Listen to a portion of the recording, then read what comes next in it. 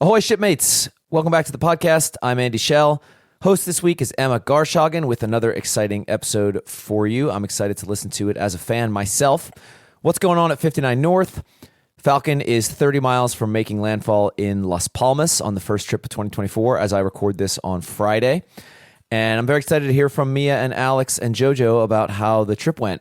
They've been sending in blogs. So if you go to 59-north.com/track, you can see the passage map as well as the longer form blogs that they've been sending in almost daily that I've been posting to the new website. In other news, Eastbjorn is about 3 weeks away from launching on the west coast of Sweden and starting her 2024 season. And the 2025 passage calendar for Eastbjorn was just released. So it is live on the website now as well. You can go to 59-north.com/2025 and link over to Eastbjorn's calendar there. Headed back to Arctic Norway, doing a Shetland race again, heading out to the Faroe Islands, down to Scotland, and across to Sweden again. So a nice North Sea passage calendar in 2025 for Eastbjorn, so check that out. Last but not least, if you want to support the podcast, we're asking everyone to go to the Quarterdeck and sign up as a member there. That's our online community of like-minded sailors looking to share and learn about seamanship. August and I post regular content on there, videos, articles, and such. And there's a really thriving community of people that talk amongst themselves on the Forecastle Forum about boats, about gear, about routes, about all sorts of fun stuff. The community aspect of the Quarterdeck was a fun, unexpected addition to it based on the platform that we used.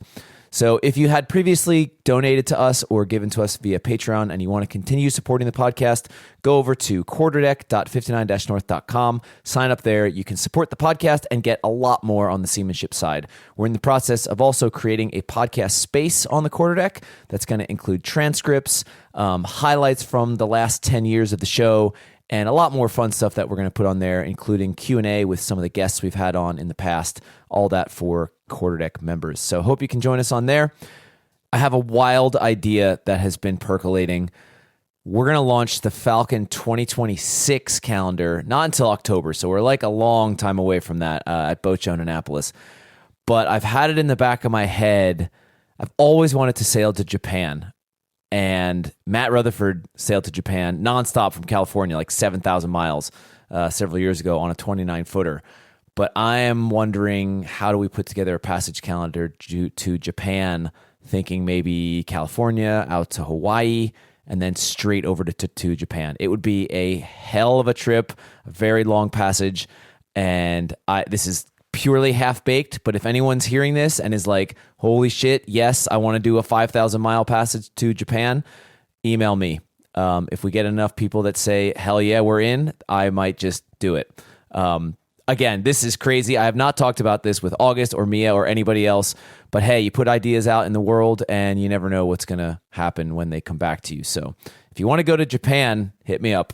With that, I'm going to sign off and hand you over to Emma. I will see you next week. Until then, hold fast. On the Wind is presented by Pelagic Autopilots. Do you need a reliable autopilot that you can count on? Whether crossing an ocean or enjoying a day sail in your local waters, Pelagic Autopilot is for you. It's manufactured by Scanmar International, where the monitor wind vane has been made for over 4 decades. They know what it takes to make a robust and sturdy equipment that can survive the harsh marine environment. 59 North has a Pelagic unit on our FAR 65 Falcon. While offshore, we often use the autopilot during dinner time so everyone can be hands-free to enjoy the meal. I was really impressed by the remote control, which made it easy for the skipper to adjust our course without having to climb back to the helm and potentially get wet. Eastbjorn is in Sweden getting a makeover this winter and will be getting a new Pelagic unit as well. Pelagic's testing grounds are the Pacific coastal races, and their philosophy is to provide simple, self-contained products that require no connection to proprietary data networks, one of the biggest advantages to the robust and redundant systems that we have aboard Eastbjorn and Falcon. The Pelagic Autopilot uses the latest sensor and computer technologies to hold a course in a variety of conditions for just about any tiller or wheel-steered vessel. Go to pelagicautopilots.com to learn more and spec your own system. That's pelagicautopilots.com. On the Wind is presented by Dive Blue, creators of battery-powered tankless diving systems for convenient diving in shallow water. Blue's Nomad product allows you to dive up to 30 feet for about 1 hour per battery. The unit floats on the surface, which connects the diver using a hose and a smart reg that turns the pump on when you inhale and off when you exhale. This all fits neatly into a carry-on size backpack. I can attest that it is carry-on sized. I have flown with one to and from the boats. And it's similar to the scuba systems of old, but without the weight complexity and the noise and the smell of an engine needed to run it. We have a Nomad system on board Falcon for when we arrive into a place like Bermuda and want to clean the bottom, inspect the propeller and the rudder prop, anodes, and through hulls. And not having to free dive means the whole inspection can be much, much more thorough. As someone who is pretty bad at free diving myself, I appreciate having this option. I'm excited to also use the system to go look around at reefs and wildlife while we're living on the boat on anchor. Having the benefits of a scuba setup without needing lots of equipment and compressors is efficient and therefore more fun. Head on over to diveblue.com to check out the various setups that they offer. That's DIVEBLU3.com. Thanks again to Dive Blue for supporting this season of the podcast. You're listening to On the Wind, the podcast about sailing. I'm your host, Emma Garshagen.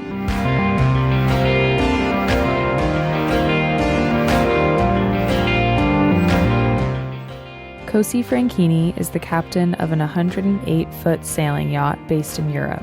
She has worked on tall ships in the Pacific Northwest, on classic yachts on the East Coast, and on big schooners and classics in the Mediterranean and Caribbean. Cosi owns Olympia Sailing Company, a sailing charter business that she runs with her family out of Olympia, Washington.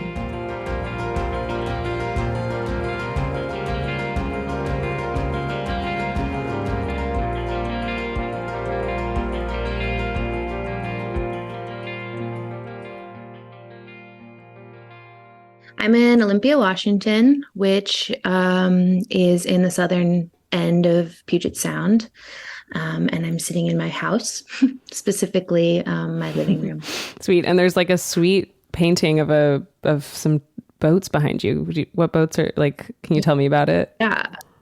So this painting is actually hilarious. So the boat that I work on, the sailing yacht, when I took over the boat as captain, the boat was going through a sale. So new owners bought the boat.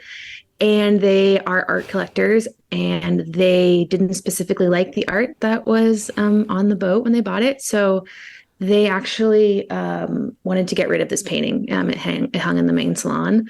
And me and my boyfriend, Nick, who also worked on the boat, had always really admired the painting. And they were like, yeah, we'll just get rid of it, put it in the build or something. Oh and anyways, Nick and I ended up like really awkwardly asking them if we could have the painting. And they said, sure. And then it was in Croatia, and is where the boat was at the time. And they wouldn't let us take the painting out of the country, technically, even though we sailed from the United States with this painting, who was an American author. Whoa. So, I mean, painter. But anyways, probably shouldn't be saying this. But I basically rolled the painting and smuggled it out of Croatia and told people at the airport that it was an art project. But anyways, yeah, it's on my wall. Oh, that's great. The original painting, and I'm blanking on all the details about it. It's cool. It's like two big, beautiful schooners with all their sails up. It's crazy. Yeah. That's awesome. Yeah. Really pretty. I want to ask, you mentioned your job as a captain on this yacht, but if someone like asks you what you do, how do you answer that question? Wow, I'm actually really bad at this question, and I think about it a lot because it really depends where I'm at. You know, like sometimes like I went to the doctors the other day and they asked like what my job was, and I was like, I work on boats, and they're like, okay, cool, like maritime, whatever. But I generally tell people I work on boats, and then if they want to know more, I say I'm the captain of a private yacht. Yeah, and then if they want to know more than that, do you go into like? Yeah, like what are the other things that you do that you would include if someone like really was asking? Well, in my hometown in Olympia, like nobody, which is where I live now, when I'm not on board because I'm on rotation for this boat. So I'm 2 months on, 2 months off. Um, but yeah, so when I'm in Olympia, people don't even know really exactly what a yacht is, or when I refer to the industry of yachting, people have no idea what I'm talking about.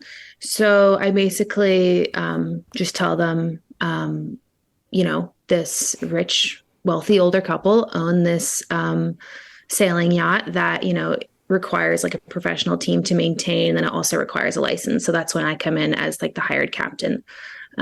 So I drive the boat, maintain the boat, oversee the budget, almost kind of like a personal assistant for these people that I specifically work for because they live on board the boat. Which is very different, than normal yachting. Usually these people who own a yacht are so wealthy. There's like, it's just one of the many toys in the toys box. But these people are really passionate about sailing and excited to be doing this chapter of their life. So they live on board. So that kind of makes me a little more intimately involved with their day-to-day life. But cool. Yeah, that's the long version. Yeah. And what can you describe the yacht that you work on? Yeah, so it's built in 2004 in New Zealand by Alloy Yachts. They no longer make boats, but they made some really good boats back in the day. It's 108 feet, 33 meters. It was kind of a dual design project with Ted Fontaine and Ted Hood. And it's a sloop, or I guess it's a cutter technically, one mast. I think the mast is 154 feet tall. So it's got a pretty big rig, but it's really like a big, comfortable, like performance cruiser kind of, if I were to explain it. Like it's not going to be winning the St. Bart's bucket necessarily. But it's like, it's a fun kind of quick boat, but it's also built for comfort. Were you working on board before you took over as captain? No. So actually, my boyfriend was the engineer on the boat before. We worked on another boat together separately, but we kind of decided I wanted to stay working on classic sailing yachts, and he wanted something more modern because as an engineer, there's just more challenge for him. So he took the job on this boat. And soon after he joined, the captain, a guy, ended up finding out he was going to have a baby and couldn't keep doing this job because these owners were coming on. They were buying the boat, immediately moving on board with an idea of like to sail around the world.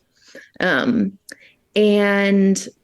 the new owners loved Nick, my boyfriend. He's an amazing engineer, and he got along with them. And basically Nick was like, if you want me to keep working on this boat, you should consider hiring my girlfriend. That's awesome. And so I kind of got in with him. But anyways, cool. Yeah, I met the owners.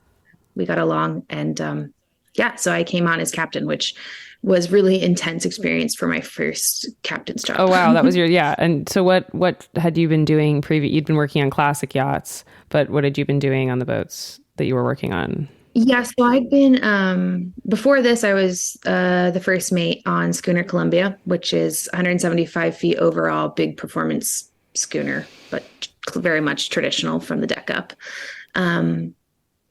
And so I've been doing that, which it was a bigger boat, but extremely different. The boat I work on now is more of a modern boat. It is not a classic boat at all. So I've been working on Columbia.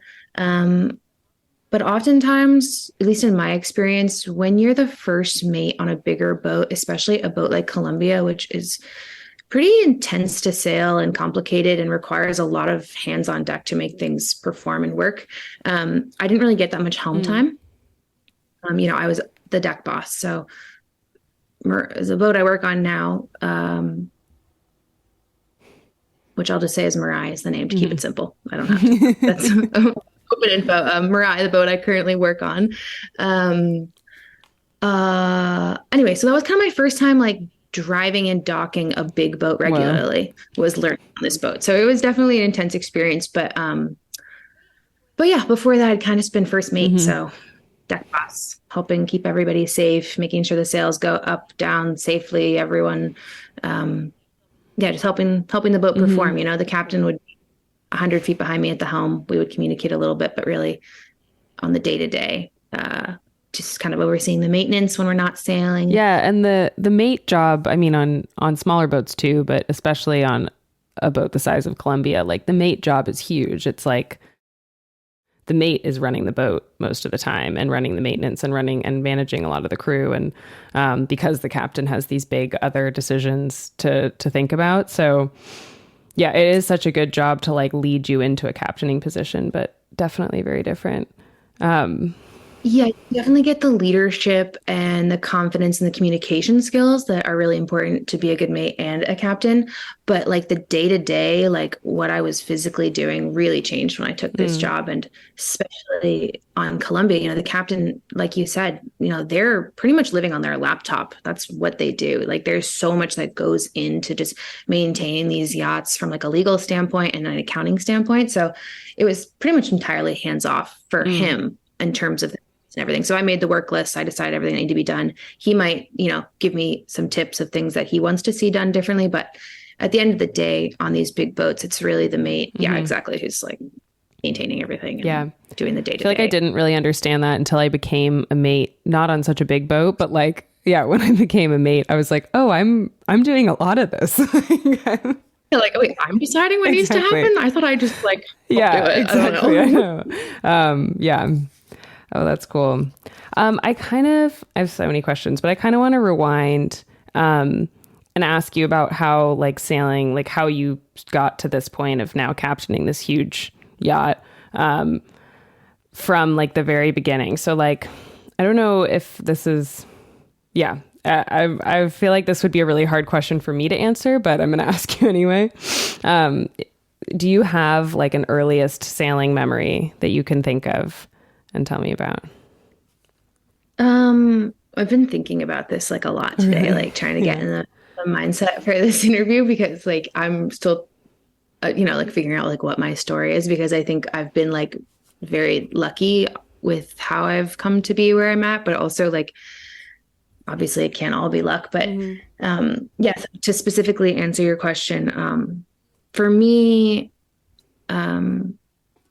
I kind of like grew up exposed to boats through my dad because my dad is a boat builder or was a boat builder. Not in the way that's like what he necessarily did for money, but he like passionately built his own boat and then like a boat for his brother and his friends. And so he was always kind of building boats. And it's definitely an area of his youth that was very romanticized like throughout my childhood because my dad was quite a bit older when I was born. And my mom was not a sailor at all. So that kind of chapter hadn't necessarily closed, but I had heard about a lot of it. So the boat that my dad built, which I now own, it's a 42-foot schooner called Pterodactyl. My dad's like an old hippie artist type for sure. I love that name. Anyways, so that boat really fell into disrepair when I was a kid. So we hauled it out when I was a kid and it lived in my driveway my whole childhood on boat stands. And I kind of treated it like it was a treehouse. Like I just played it all the time. But then when I think I was like 8, maybe my dad found for like it was like $500 this beat up Tanzer 22 sailboat, just like little plastic, but you know, actually a pretty good little stiff little sailboat. But anyways, he bought that for us because he was like to my mom, like, I'm not having kids that don't know how to sail, you know, like we got to get them into it. That's from Jersey. But anyway, he bought us a boat. And honestly, the real reason that I got into sailing was because the little marina that was a couple miles from our house, which we could sail to, had a soft serve ice cream machine. And I was never allowed sugar as a kid. But if I sailed to the marina, I got to get a soft serve ice cream. So that was like my big incentive throughout my childhood is sailing this That's good enough. shitty boat to the marina so I could get some soft serve. I feel like honestly that's like good advice for like people who have kids who like want their kids to get into sailing, because I feel like I've gotten this question from folks who have little kids and are like, oh, I really want them to love it, but you can't force it, like, or they'll hate it. And I think like I grew up around sailboats too, and when we went sailing when I was a kid, like the point of it for my sister and I was like we could play with different toys when we were on the boat. Like my parents had a Tartan 34 for a couple of years when I was like 10 or 11, and we would sail it around on the Long Island Sound for like a week or two in the summer. And my sister and I got to play with Polly Pockets when we were on the Tartan 34, and we did not have Polly Pockets at home. Like we were not like, which sugar. It was toys. Like such a big deal. We were like, yeah, we'll go. And and I think like actually, sailing becoming the thing I cared about wasn't until later. I think for me too, as I got older, because we kind of I grew up like pretty far outside of town. So before I had a driver's license, I'd kind of end up getting like stuck at my parents' house. But we lived in like a little cove. So when the tide was up, and there was enough water to get the boats in and out to our little dock, it was kind of like a way for me to have some freedom. Like I had so little supervision as a kid. Like even though I didn't really know what I was doing, like my brother and I would always take out like our little sailboat or our little like crappy Livingston. And we would, it's kind of like a little form of independence. And I really, looking back, really appreciate my parents like allowing us to do that and just like go play and hang out. Yeah. So that was another good incentive. Were you and your brother like relatively responsible? Like were you guys or were your parents just like, we'll see you later? Like we trust you. My parents were like, see you later, kids. Like just That's go so do great. something. Like don't. But we were pretty independent, like good kids, I guess.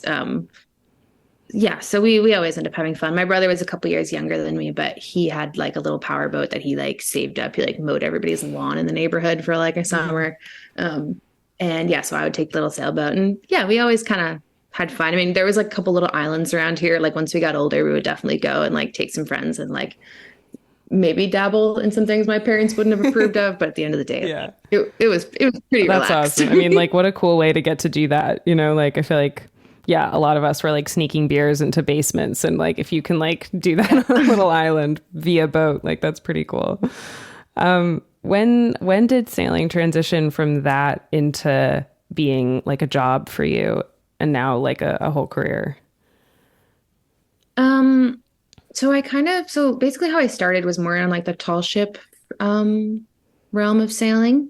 When I was 19, my dad, I went to college like not far from where I grew up. And so when I was in college, I was in town one time and my dad and I were hanging out or something, and we saw these white topmasts like across town. Like I couldn't see the boat, but we could see there was a pretty big boat in town, which is pretty rare down here. It's like small area and it's a weird little old like punk grunge town, like an hour from Seattle. So that was kind of a big deal. So we ended up going over there, and it was the schooner Adventurous, which is a local Puget Sound tall ship, 135 foot BP crown and shields, really cool old boat, 100 years old. But we walked over to the boat, and there was just like all these young people. I remember they were all like sitting on the aft deck, like playing music, like someone had a banjo and a fiddle. And I just remember like seeing those people and being like, like, I want to do that. So I ended up talking to him and ended up getting like a summer like apprenticeship for like 4 months, worked for free, and ended up sailing with them for 2 summers. So like when I was 19 and then 20. And I still didn't really think of it as a career because, again, I had no idea that yachting existed or that people really got paid to sail. I didn't really know that was a thing on the West Coast, that it's just not really part of the culture here, or it's becoming it, but definitely not when I was not 10 years ago. So then after I graduated college, I ended up being like, all right, I want to travel a little bit. And I want to make money doing it because I didn't really have much savings. So I thought boats would kind of be a cool medium to do that. And I ended up accepting a job for the Black Dog tall ships on Martha's Vineyard right after college. And that is kind of where I got exposed to the yachting community. And then also just like young people who really like sailing and are passionate about boats, because I had never really been exposed to that as a kid. I didn't grow up on the sailing team or in any way yachty or sporty or anything like that around boats. So when I got to the Vineyard and I met all these like cool boat builders and sailors that were my age and like doing some pretty big stuff, that was really exciting and inspiring to me. And that's kind of how the ball started really rolling. That's so cool. I feel like I knew that we had Vineyard Overlap because that's like who our mutual friends are on Facebook, I think, is it's like the thing that tipped me off. But that was totally the place for me where I like realized that people had like larger lives, like exactly what you're describing, like larger careers in sailing and younger people who were into it and people who like felt like my people in a way that I'd never seen before. Because the sailing I grew up doing was like, cruising and bopping around the river I grew up on and like teaching kids how to sail, but never racing or any of that yacht club world was like not part of my life either. And so getting to the Vineyard, I was like, oh my God, all these like awesome, weird boat builder artist people and all of the people who captain classic yachts, like rolling into the harbor throughout the summer. And I was like, oh, you can like really do this as a job. And it was a summer for me. I worked at Gannon and Benjamin for a summer when I was in college, which was so fun. It like totally opened doors for me in such a big way. I love that we have that overlap. That's so funny.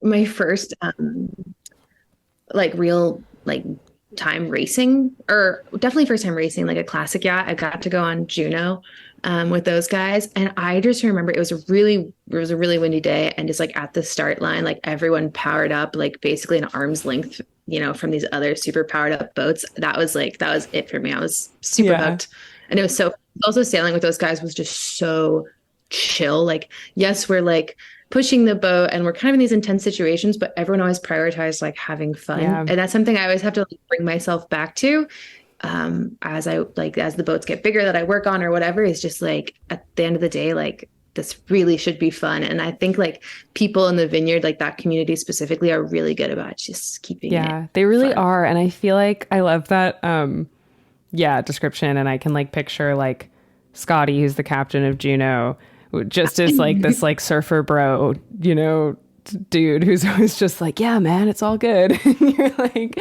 and I think I accidentally like hanged the jib on upside down or something with like Critch, the old mate.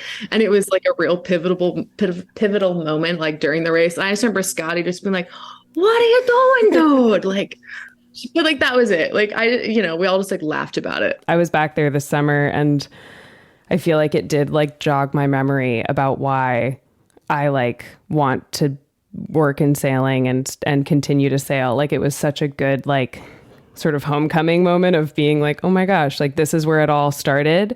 And now I'm back and like it's 7:00 and everyone's like sailing around the harbor in all the little wooden boats that like just like leave the boatyard like many afternoons in the summer, and everyone sails around and hangs out, and it's like an incredibly talented group of sailors, but like an incredibly mellow and humble group of sailors, and zero ego. Yeah, totally. They're like doing like donuts around like other beautiful classic boats, like and just like chatting and like hardly looking where they're going. They're also It's like throwing a back between the boats. Exactly. I want to talk a little about Pterodactyl, because now you own the boat now, and there's a sailing charter company that runs off of the boat. Can you talk a little about how that came to be? Because the last you mentioned the boat was like in your parents' driveway being your treehouse. Yeah, totally. So when I worked on adventures and I started getting more into, I knew how to sail a schooner at that point. I think my dad got a little more inspired to scrounge up the money and the effort to kind of like do a little refit on the boat. And I should say the boat's ferrous cement, which is a medium that, very much is frowned upon in the sailing community throughout my experience, which there is totally good reason for that, because it was a medium that in the 70s and 80s became really popular because it was a fast and cheap way to build a boat.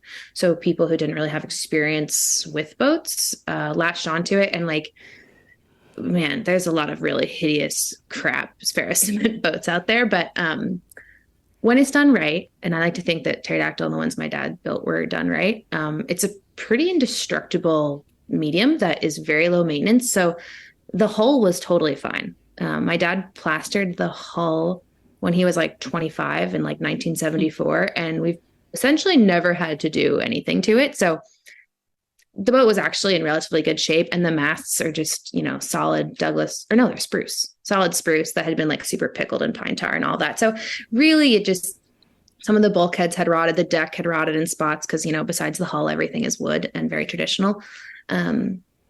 But yeah, it still took him quite a bit of work to kind of get the boat back up and going. And, my dad also, he doesn't really have like he doesn't have like a super yachty or sailing background. So a lot of the things he did to pterodactyl like are very untraditional and definitely kind of like just weird. But anyways, he got the boat sailing, and has been enjoying it for the last 10 years or so. But then when COVID hit, I was working on Colombia, and we were in the Caribbean and ended up going to Florida where the boss lived and had a dock, and the boat basically ended up just sitting on that dock for I think a year and a half or something.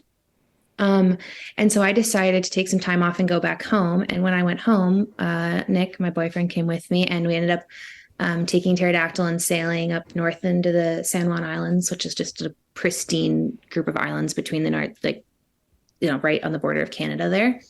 And it kind of just got me thinking about how I guess I'd never really owned anything. Like when you work on boats your whole adult life, you don't have a car, you don't have anything, you literally live out of this duffel bag.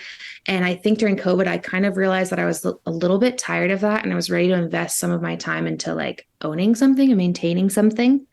And, my dad was getting older. My dad's almost 80 now, or he's 79 or something, but he's still very fit. But I just knew that the boat was becoming a little bit much.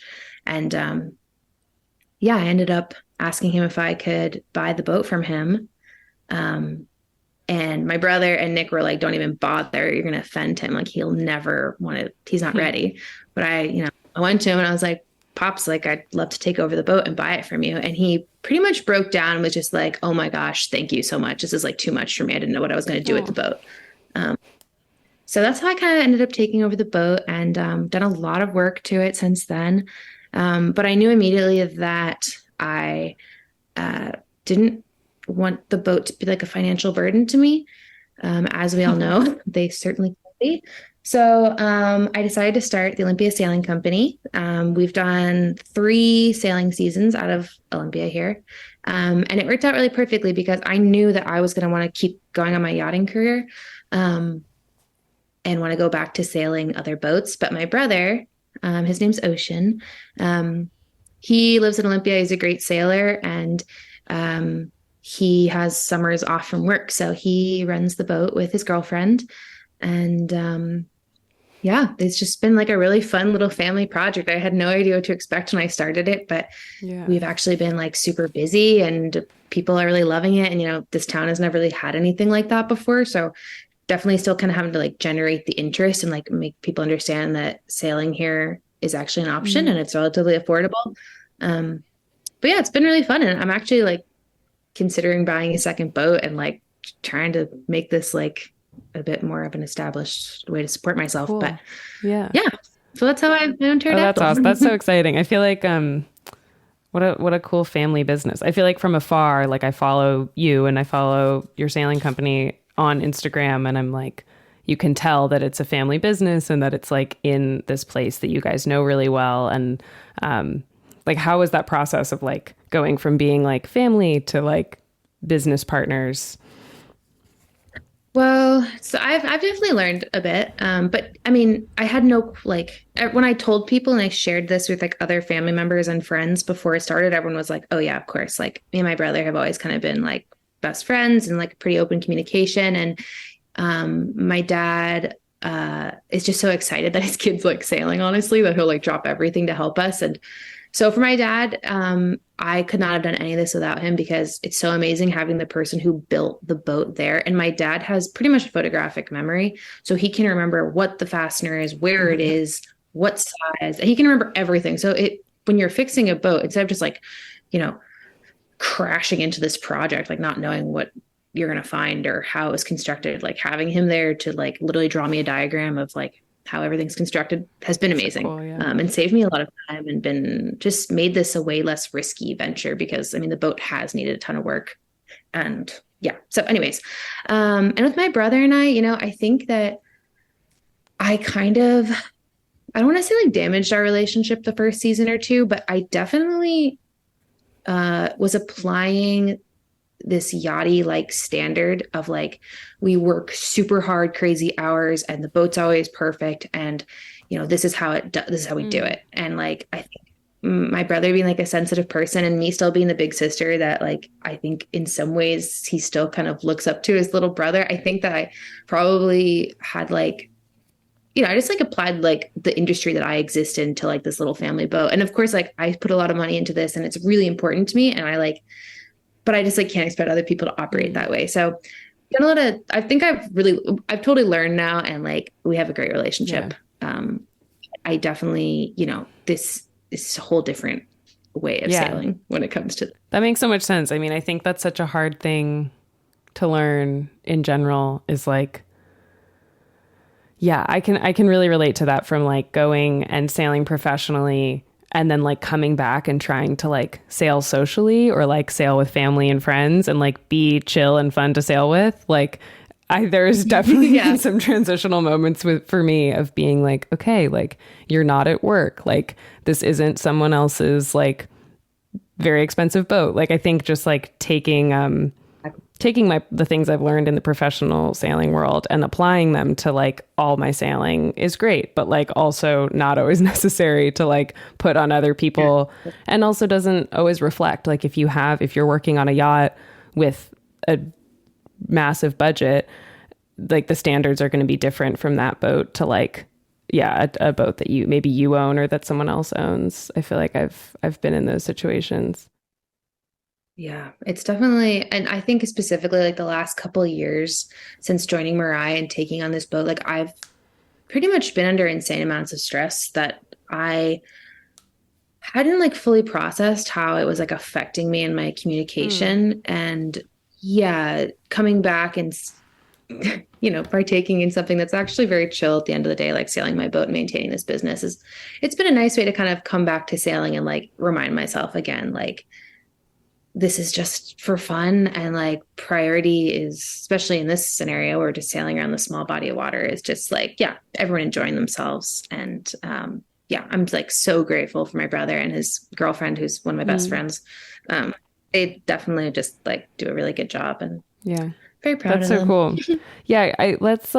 I'd be curious to talk a little more about like the ways that your job is stressful, because I think people who listen to this podcast like have heard more nuanced views of sailing. But I think like when I tell someone I work on boats or I'm a sailor, it sounds like really fun traveling the world, like seeing dolphins and like all of those things are true. But I think like the stress and the pressure and the burnout are things that are good to talk about. It's interesting. Like the reason I'm okay talking about this, because as a captain, like, you're the person that everyone trusts. And at the end of the day, like you really have to have your head screwed on. Right. And, it's a lot of responsibility. And I feel now that I can say that I'm actually really good at my job. And I've like given everyone a safe and like fun experience with the help of like, obviously the rest of the crew. But because I've done that, I'm like able to like reflect now, like on how it's actually affected me and how I got to this place. But for me, like, first of all, like when I joined the boat, so, I was very transparent with the captain that I was replacing that, I drive my boat, which is 42 feet, and I've driven Columbia some, I've had certain amount of driving experience, but I'm still learning, especially on a boat like Mirai, which is so different. Centerboard, 2 props. Anyways, the captain was like, okay, well, come, I'll stay on for 3 months and we can have like a little 3-month handover and you'll be the mate. And, we'll go to the Bahamas together, because the boat was in Newport, Rhode Island. And so I was like, oh, this is perfect. Like this will be a soft, entrance into that, because on top of all of this, we have the 2 owners on board, who are older folks. They're super healthy and like everything, but it's definitely adds a different amount of pressure when you have the owners on board. Anyway, so I get to the boat. We're in Newport. The owners join. We sail to Annapolis, and it was a really pretty brutal sail. Like blowing 30 the whole time. The owners were miserable, hated were so seasick. It was a hell trip. We got to Annapolis, drop the hook. It drags. We almost crashed on another boat. And was this when the owners had just bought the boat too? Yeah, they literally just bought the boat. I'm brand new. So it's just like a lot going on. And the other captain's on board with me, and he's really making all of the calls, and I'm just kind of like executing them. But like, he was still in my mind kind of the captain, even though technically I guess I was on paper. But so we drag anchor, and the captain decided, the captain, he was like, we'll take it into the dock, but it's like blowing 40. So why don't I do it? Because Mariah doesn't have, the centerboard comes up, and then she's like, it's like driving a hockey puck half the time because you're just super affected by the breeze. Anyway, so he docks the boat and all is fine. And then the next morning I wake up to a note on the galley table saying, "You got this, peace," and had left the boat. Hadn't even really said goodbye to me or anything. Him and Nick, my boyfriend, had like gone out for like some beers the night before, and he had told Nick that like, I think she's got this, I'm going to go. But I had literally only docked the boat one time. I still barely knew the boat. And so that was my entrance. Like that, I remember that was such a stressful time for me, but gosh. Anyway, so basically the whole plan had kind of fallen apart. In the way that I didn't have the support, but we still had this pretty intense itinerary. We ended up sailing down the coast, sailing into Fort Lauderdale, going to the Bahamas, which are actually, like, looking back, some of the trickiest sailing I've ever done, specifically the Bahamas, like such a stressful place. Such a big boat. Hadn't ever sailed before. A big boat even with, the centerboard, and we have a telescopic rudder that comes up too. So we can draw like 8.5 feet, which is still really deep for the Bahamas. Not to mention when you have your centerboard and your rudder up, you have some rudder, but you definitely have less steerage. And then you're in like 4 knots of current, like trying to maneuver this boat. It was so stressful, and everything was fine, and nobody knew how much pressure I was under. But it was a really stressful way to learn to drive a boat, and I could not have done it without my boyfriend with me, so I could have someone that I could be transparent with to a certain extent. But I think having that initial experience of driving this big boat, which was obviously expensive, and then also just considering the safety of everybody involved, I think I kind of like gave myself some PTSD around it. There was no room for me to enjoy myself at all. Like, we move with the owners on board, we move the boat like every 3 days, and every 3 days, like it has to be a nice anchorage, safe anchorage, has to have like a nice restaurant around, like getting the itinerary, and then also weighing the risk of sometimes putting the boat in places I wouldn't necessarily want to, but I want to make the owners happy and give everyone a good experience. It just wasn't fun for me. And I was super, super stressed out. And I think even after I learned the boat well, I still had this like constant lingering stress that like made me just like not that fun to be around. And it took me a while to kind of realize that. And that's something I'm still working on, but it definitely was like a really big professional jump for me. Yeah. And starting in that, with that level of stress, like must be so hard to come down from, and how so hard to like step on the boat and not have some amount of that like ramp up for you. And that's a stressful job regardless of how it starts, but that's a very like harsh, that's like a harsh handover into that job. Yeah, totally rough handover.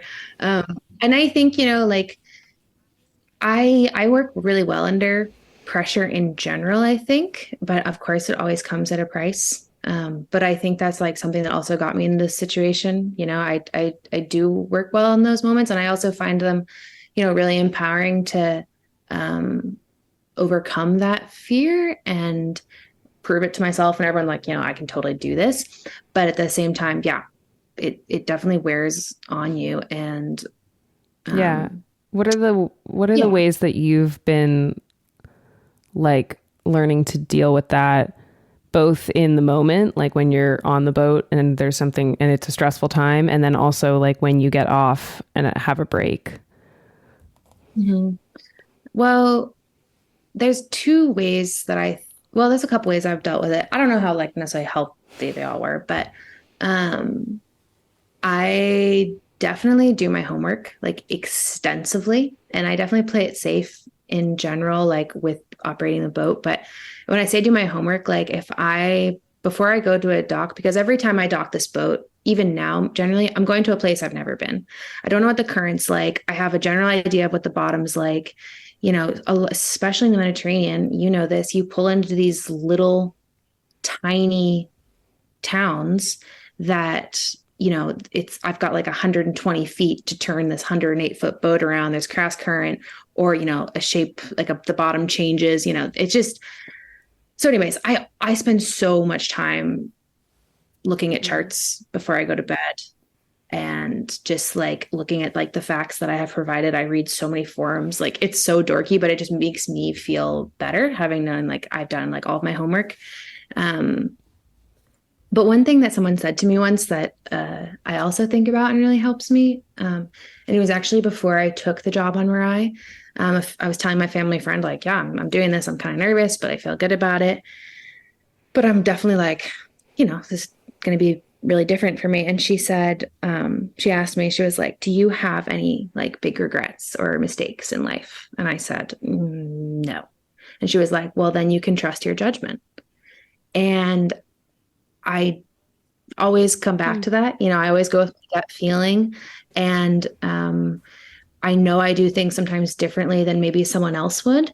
But always trusting my gut, because I know just from statistics that I can totally trust my judgment. And that can come from, that bleeds over into like how I decide to approach a dock, to like, making an itinerary and deciding, where we're going to go, or like firing a crew or hiring a crew or whatever, just like trusting my gut and knowing, just from statistics that I can do that. Yeah. That's like, I feel like I hear that advice and like, just like that, like as a thing people have learned all the time in life, but definitely like interviewing sailors, I hear that constantly. Mm-hmm. And I think it's been so helpful for me to hear it over and over and be like, oh yeah, like when I started captaining, it was really hard for me to like take that and then communicate it to my crew really confidently, because I was like, well, I know this is right, but like it took me a while to be like, okay, like this is how I confidently deliver that information, give them enough data, but also just like deliver it confidently enough that they're like, okay, this is what we're doing. And yeah, I don't know is that something you feel like you already had coming into this job, or did you have to like learn that as well? How many crew do you have on board? So there's 4 of us total, including myself. And then we have the 2 owners. But then like when we do like an Atlantic crossing or something, we have 6 paid crew, for the longer days. But, and Columbia taught me a lot about that too, like leadership. But it's kind of funny. Like I was talking to Nick about this morning. Like, how do I find myself with these opportunities? Especially as a woman. I was 28 when I took the captain's job on Mirai. So younger, just naturally less experience. And like, I think that I don't know. I am really comfortable with my own limitations. And I feel like people maybe have trust in me because I'm transparent about my limitations. But I also, when I feel confident about something, I really, stick to my guns. And I think that's really important. But like, I think it's actually really good to be transparent as a leader, especially in like, if you have like a more intimate relationship with your crew, because it's just not sustainable to know everything all the time. And, I don't know. And I remember when I first took the job in Mirai or when I was like interviewing for it, and the captain said to me, he was like, oh, well, I just kind of wanted to meet you so I could get a feel for you. And, I've decided, he said something along the lines of like, you have a commanding presence. And that's what I was looking for.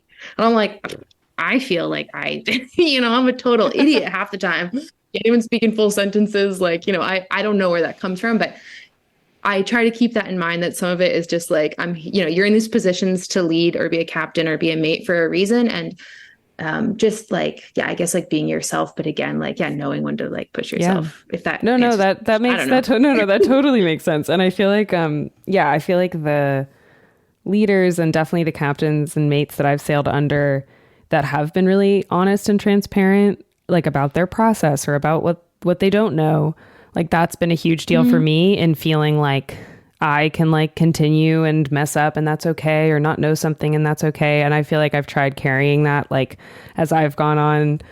And something I wrote down that I wasn't sure if I was going to ask you because I didn't know if it would come up, but my friend Nikki interviewed Pip Hare for this podcast, and Pip did the Vendée Globe recently. She's like an awesome solo sailor.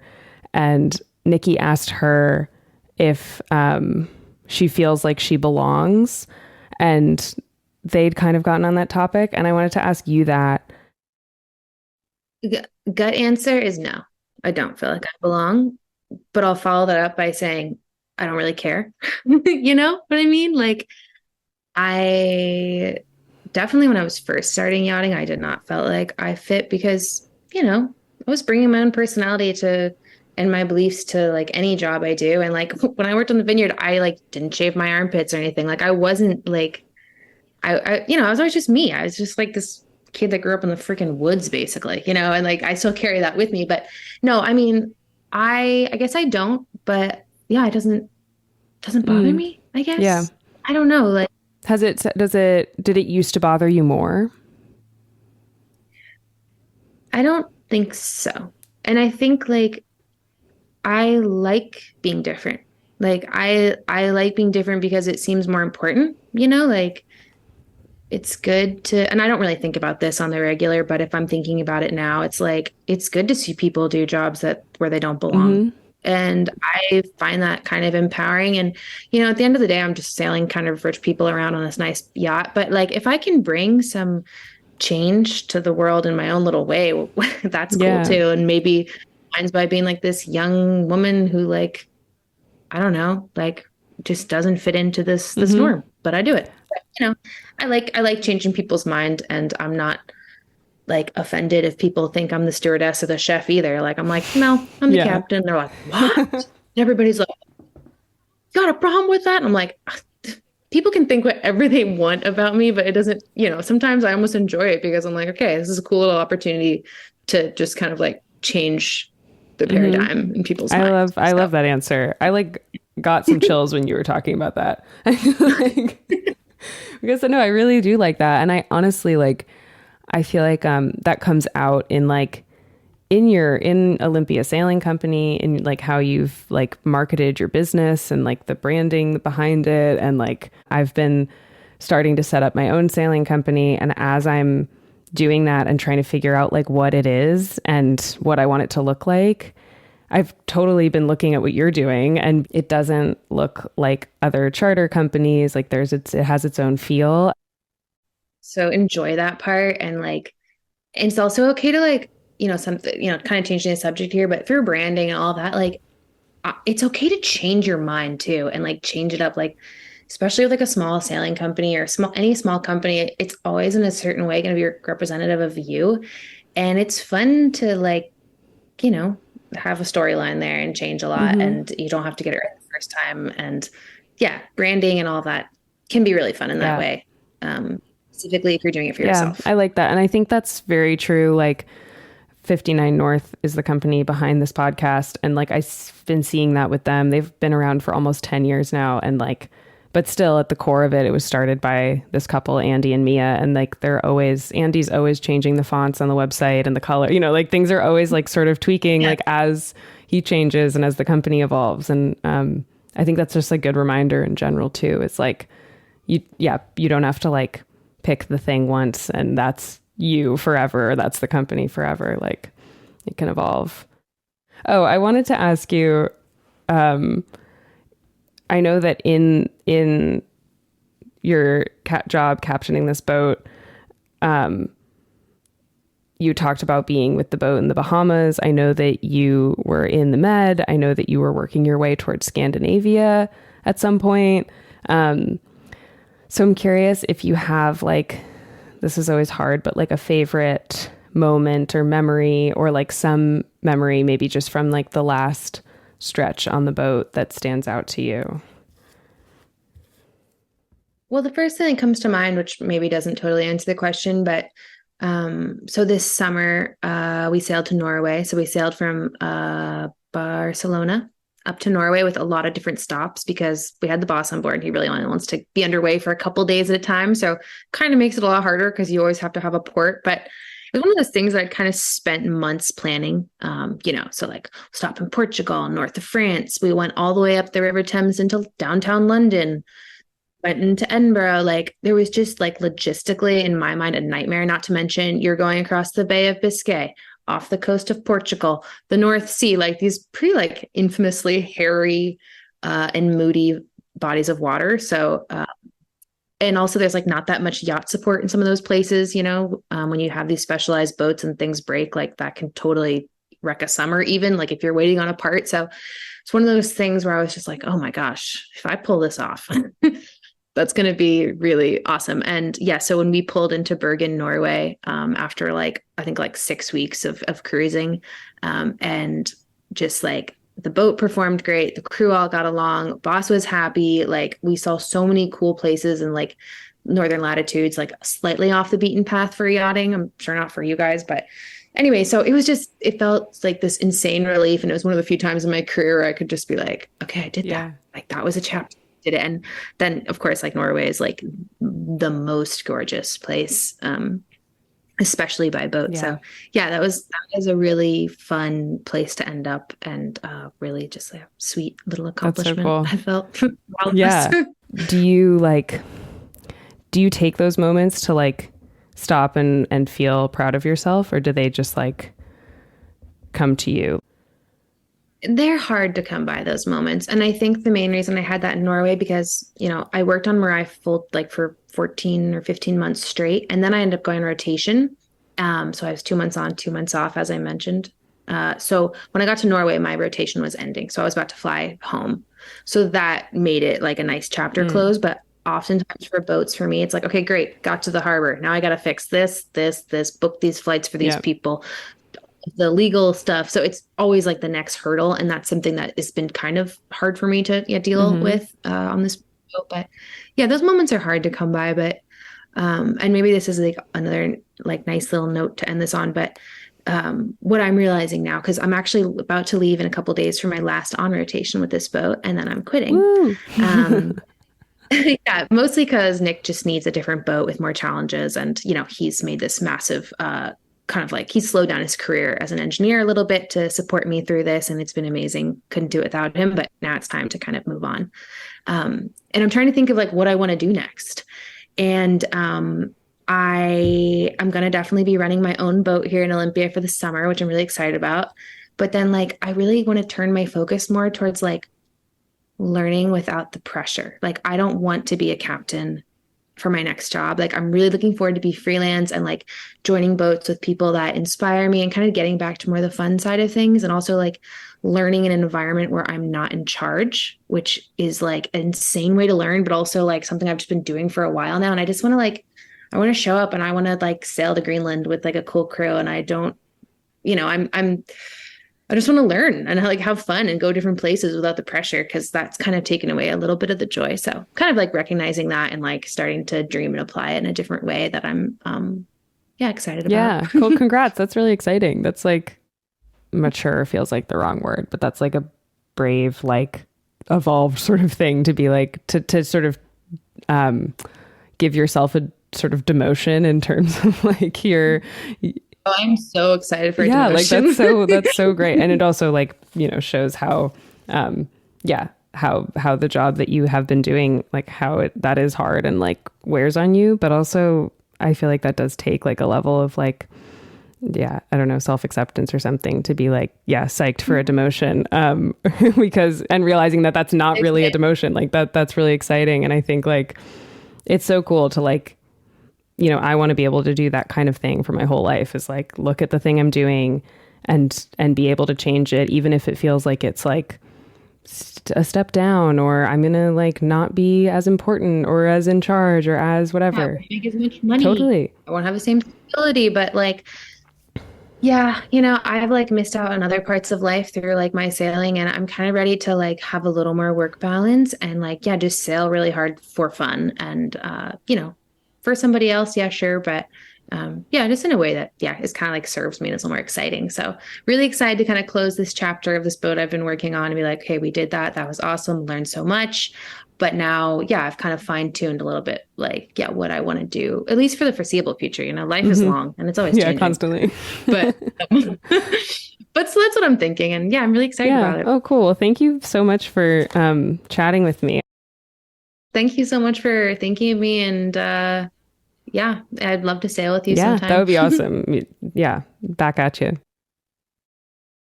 Thanks again to Dive Blue for presenting this season of On the Wind. Go to diveblue.com. That's DIVEBLU, the number 3.com to check it out.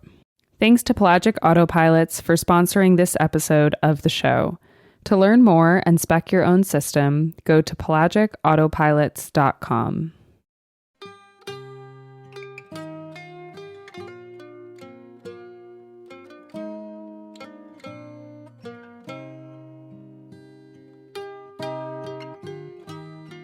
On the Wind is the podcast about sailing, created by 59 Degrees North and hosted by me, Emma Garshagen, August Sandberg, and Andy Schell. The show is mixed and produced in Maryland by Lee Cumberland. Episode artwork and website show notes are done by Laura Parent in San Francisco. The intro theme music was written and performed by former podcast guest Cameron Dale. And the outro music that you're hearing now is by our friends at Storm Weather Shanty Choir, who have also been on the show. We love hearing from you, so please send us a note at holdfast@59-north.com. And you can also help us out a lot by reviewing the show on iTunes. It really does help. Thank you so much for listening, and as always, hold fast. And when me money was all gone on liquor and the horse, I made up me mind that I was inclined to go to sea no more. No more, no more, to go to sea no more. I made up me mind that I was inclined to go to sea no more. As I was walking down the street, I met sweet Angeline. She said, come home with me, me lad, and we'll have a cracking time. But when I awoke, it was no joke. I found I was all alone.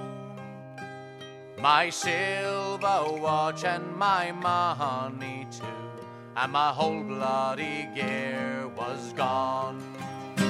Was gone, was gone. My whole bloody gear was gone. It was when I awoke, it was no joke, for my whole bloody gear was gone. As I was walking down the street, I met Big Rapper Brown. I asked him if he would take me in, and he looked at me with a frown. He said, last time you was paid off with me, you talked up no score. But I'll take your advance and I'll give you a chance to go to sea once more. once more, once more, to go to sea once more. I'll take your advance and I'll give you a chance to go to sea once more. Sometimes we're catching whales, me lads, but mostly we get none. With a 20-foot oar in every paw from 5 o'clock in the morn. And when daylight's gone and the night's coming on, we rest upon our oars. And oh boys, you wish that you was dead or snug with the girls ashore. Ashore, ashore, or snug with the girls ashore. Oh boys, you wish that you was dead or snug with the girls ashore. Come all you seafaring lads that listen to me song. When you go a big boating, boys, make sure you do not go wrong. You take my tip when you come off a trip, don't go with any horse. But get married instead and have all night in bed and go to sea no more. No more, no more, to go to sea no more. Get married instead and have all night in bed and go to sea no more. No more, no more, to go to sea no more. Get married instead and have all night in bed and go to sea no more.